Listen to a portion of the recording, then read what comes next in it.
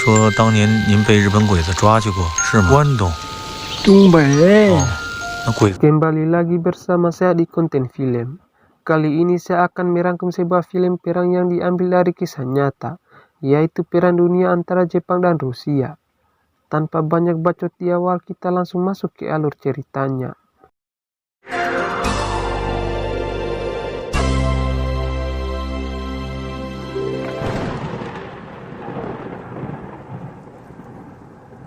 Berlatar di Cina Timur, tepatnya di Guangdong pada tanggal 9 Agustus 1945, Rusia menyatakan perang terhadap Jepang, sehingga Rusia mengirim pasukannya dan langsung menyerang Jepang.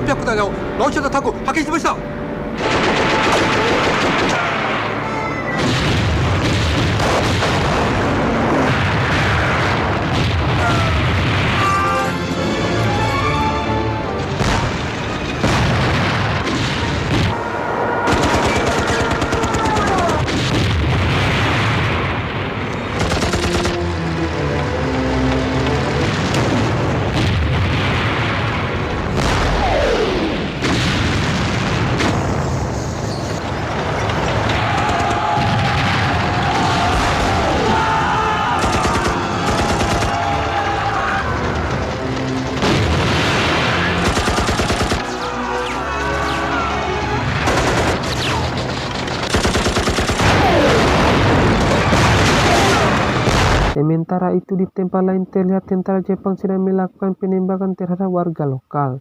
Dari penembakan itu ada salah satu yang masih hidup. Dia bernama Onishi.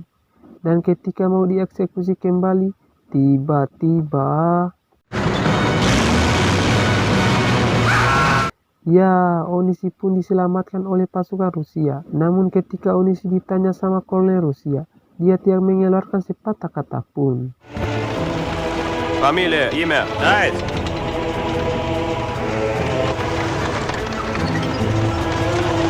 Kemudian Onishi pun diberikan sepatu dan langsung dibawa di markas. Товарищ майор, его связать или нет? Пошли. Ketika di perjalanan mereka mendengar siaran radio yang mengabarkan bahwa tanggal 26 Juli 1945, kepala Uni Soviet, Amerika Serikat, dan Inggris telah menandatangani sebuah pengumuman di Potsdam atas nama USSR, USA, UK, dan Cina agar menuntut Jepang untuk menyerah tanpa negosiasi.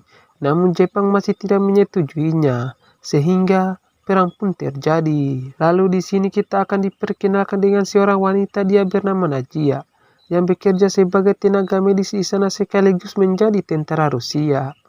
Namun ketika mereka dalam perjalanan menuju markas, di sana terdapat dua jalur yang membuat mereka bingung. Setelah melihat sebentar, mereka pun memutuskan untuk mengambil jalur kanan, yang ternyata jalur tersebut adalah menuju markas Jepang. Sementara itu, kolonel Jepang sedang menyampaikan kepada warga Jepang bahwa tentara Rusia telah menguasai hampir sebuah kota yang ada di Tiongkok, sehingga mereka harus berjuang keras untuk melindungi negara dan kota mereka. Dan kolonel juga mengatakan bahwa mereka mempunyai 800.000 tentara terkuat di dunia, jadi mereka tidak perlu takut. Namun tiba-tiba saja tentara Rusia tiba di sana, sehingga inilah yang terjadi.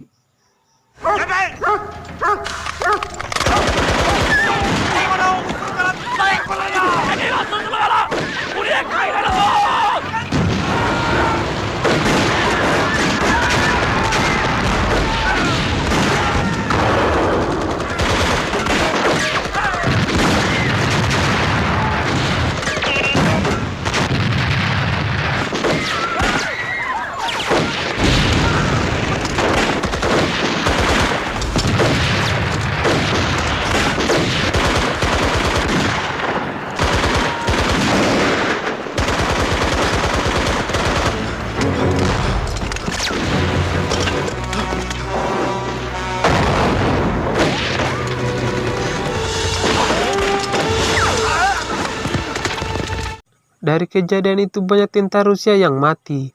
Hanya 3 orang yang selamat, yaitu Najia, Sakov, dan Onishi.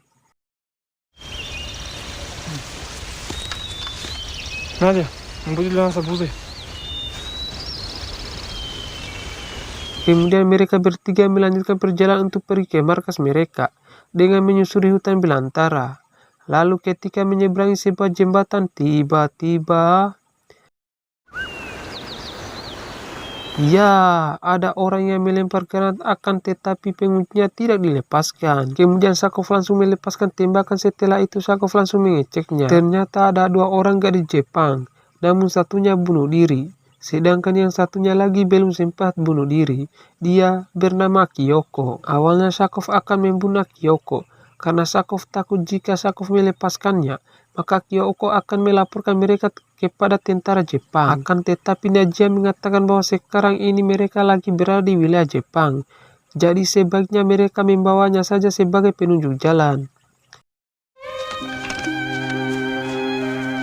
俘虏走上了逃亡的路，枪口前会听从 Singkat cerita, mereka pun tiba di suatu tempat, yang dimana tempat tersebut dikelilingi sebuah kawat.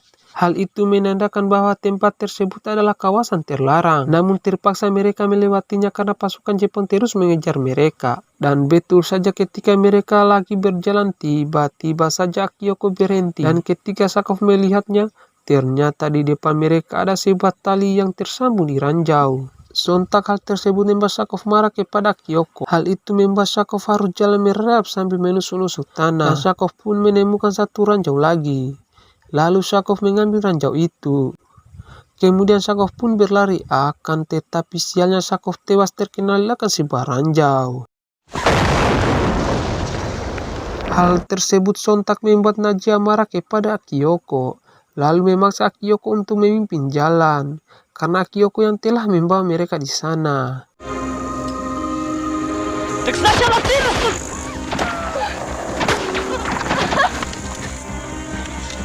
Mereka pun terus berlari karena pasukan Jepang terus mengejar mereka. Beruntungnya mereka berhasil mengecoh pasukan Jepang tersebut, sehingga mereka pun kembali lolos.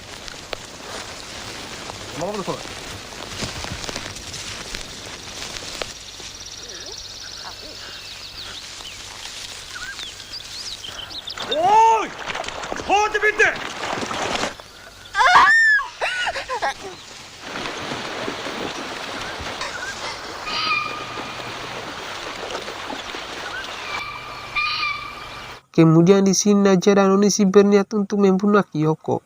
Akan tetapi Onishi tidak tega membunuhnya, karena Onishi teringat waktu dia dan seorang nenek diikat kemudian dijadikan sebuah bahan pelatihan pembunuh bagi prajurit Jepang yang baru masuk.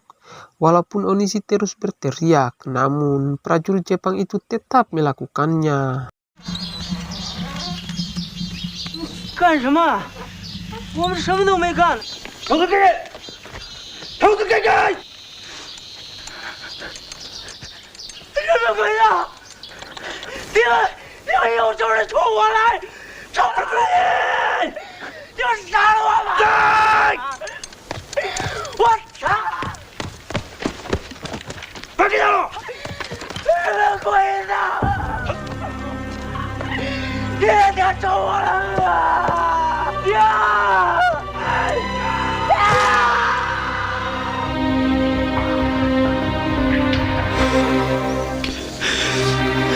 Najia dan Onishi pun memutuskan untuk meninggalkan Kyoko di dalam hutan.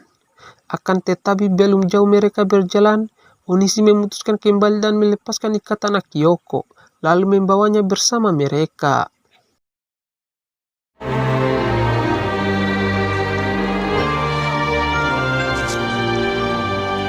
个人质也许能活着走出来。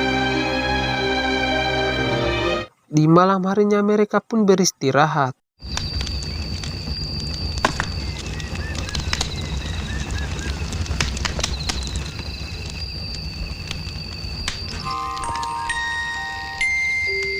Kemudian scene berganti pada hari sebelumnya, di mana Kyoko dan Onishi ternyata dulu sama-sama mengikuti wajib militer di Jepang. Akan tetapi sekarang mereka tidak saling mengenal.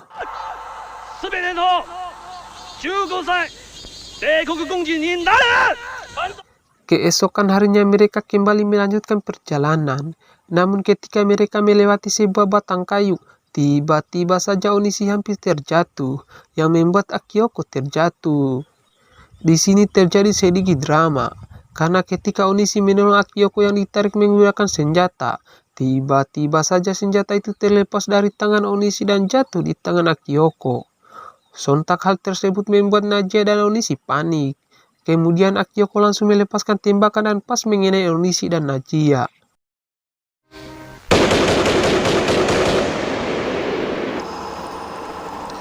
Yang ternyata semua itu cuma pikiran kotor Onishi saja. Lalu Onishi kembali melanjutkan menolong Akiyoko. Lalu malam pun tiba. Terlihat mereka kembali beristirahat dan mempersiapkan makan malam mereka. Kemudian dengan niat baiknya Akiyoko memberikan makanan kepada Onishi sebagai tanda terima kasih karena telah menolongnya. Namun hal tersebut malah membuat Onishi marah karena dia mengingat perbuatan pasukan Jepang dulu kepada dirinya. Sehingga di matanya sekarang orang Jepang itu tidak ada yang baik.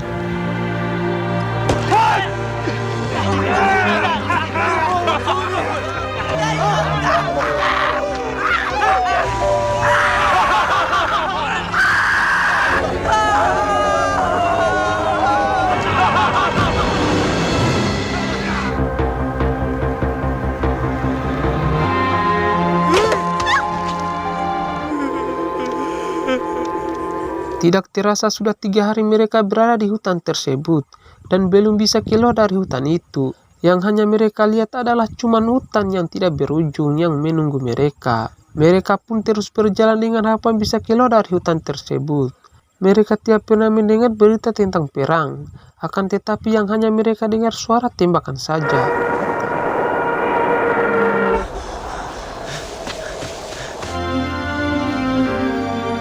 他的许多事。秋叶子4岁时被征上前线，临走时让秋叶。 Kemudian mereka pun menentukan arah tujuan mereka selanjutnya. Di sana Akiyoko menjelaskan bahwa hanya ada satu jalur di hutan itu, yaitu keluar dan masuk saja. Akiyoko meyakini jika mereka ke selatan maka sudah dipastikan mereka tidak akan bisa keluar dan tidak akan menemukan makanan sehingga mereka akan mati kelaparan. Akan tetapi jika mereka menuju ke utara, maka di sana mereka akan menemukan jalan keluar dan akan menemukan banyak makanan. Namun Najia tidak setuju dengan pendapat Akiyoko karena pasukan Rusia datangnya dari utara. Jadi mereka harus kembali ke utara untuk dapat keluar dari hutan itu. Akan tetapi Onishi lebih setuju sama Akiyoko, yang membuat Najia marah dan terpaksa mengikutinya.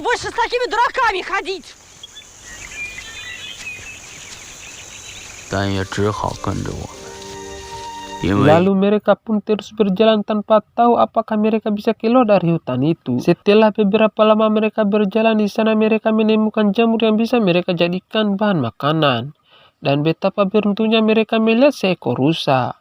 Awalnya Najia berniat menembak rusa itu, akan tetapi Najia tidak tega dan membiarkan rusa itu pergi begitu saja. Mereka pun terus mencari bahan makanan yang membuat Najia kesasar.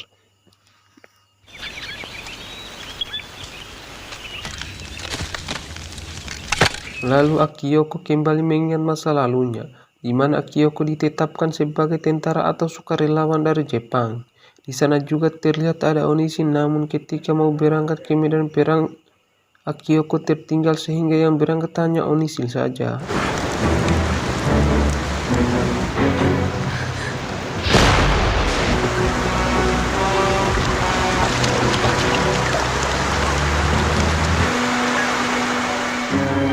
Kemudian Najia tersadar bahwa dia sudah jauh berjalan masuk dalam hutan, lalu berbalik untuk kembali. Namun ketika dia mau kembali, dia tidak tahu arah pulang.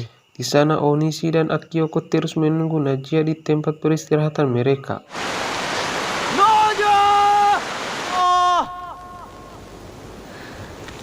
这都归日本人的军事防区吗？再倒下去。 стрелять, но прям не дает такие.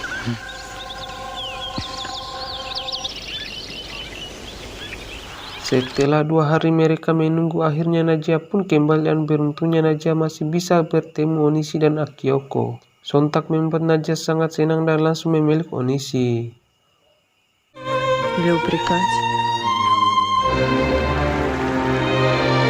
Kemudian mereka kembali melanjutkan perjalanan dan entah sampai kapan mereka bisa keluar dari hutan itu. Akan tetapi mereka terus berharap bisa keluar dari hutan itu. Singkat cerita, mereka pun tiba di markas Jepang di mana awal mula mereka masuk dalam hutan.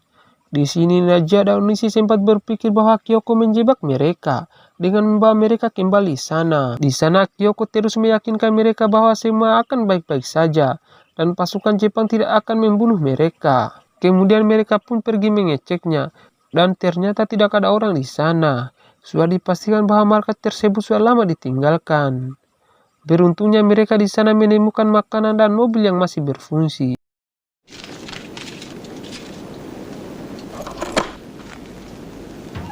Kemudian Naja memutar siaran radio.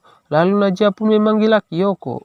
Akan tetapi betapa kagetnya Naja ketika melihat Kyoko sudah siap dengan senjatanya untuk menembaknya.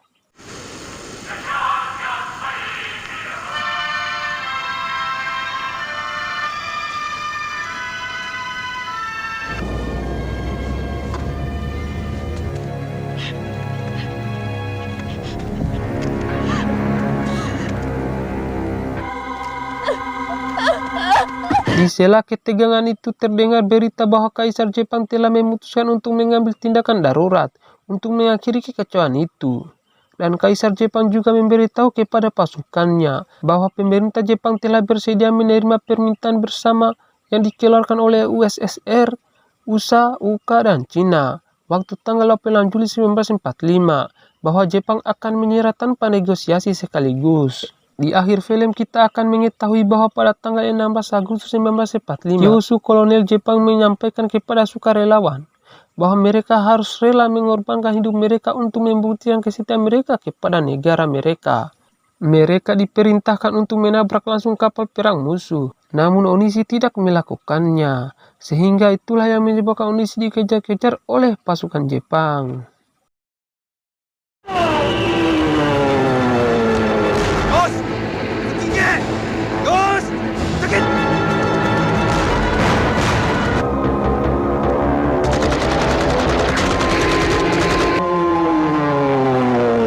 Mereka pun kembali melanjutkan perjalanan dengan menggunakan sebuah mobil, lalu berhenti di sebuah danau. Dan tiba-tiba saja mereka mendengar suara tembakan dan betapa kagetnya mereka ketika melihatnya. Ternyata itu pasukan Jepang yang sudah mulai frustasi dan memutuskan untuk bunuh diri dengan saling menembak. Karena mereka tidak tahu bahwa pemerintah Jepang telah menyatakan menyerah tanpa negosiasi kepada Rusia. Kemudian Kyoko berlari untuk memberitahu mereka kalau perang sudah berakhir, sehingga inilah yang terjadi.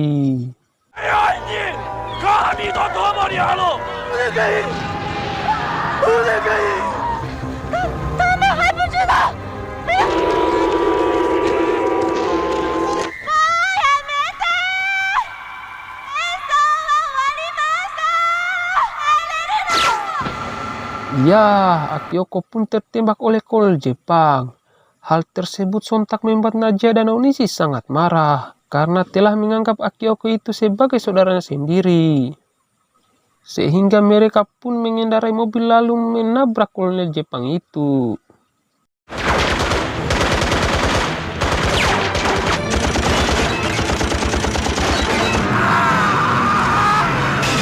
Dan film pun tamat.